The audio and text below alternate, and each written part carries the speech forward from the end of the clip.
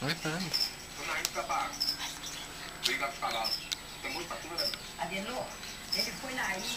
Você pega o baralho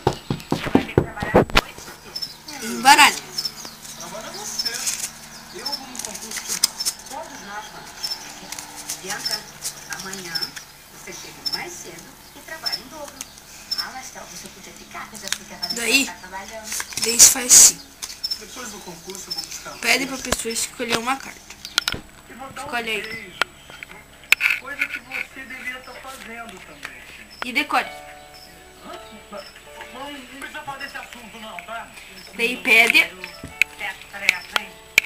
pra Ô, Bianca, colocar no meio. eu faço passar humilhação só por você dever. Que boca feia, entende?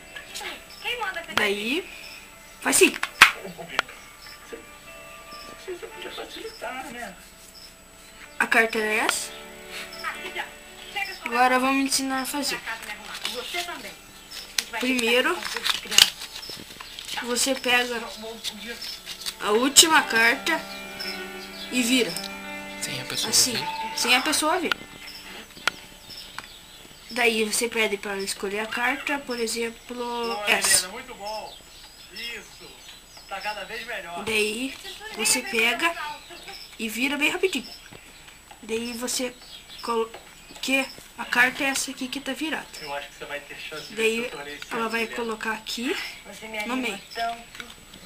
Daí você faz assim e vira. Assim não, assim. Daí você vai procurando a carta Diz pra ele que eu não levo o menor jeito. Mas por quê? e é Tá tão aqui bem. tá virado. Eu não quero que ele bote olho grande E nas pronto. coisas que eu faço. Me ajuda. E pronto. E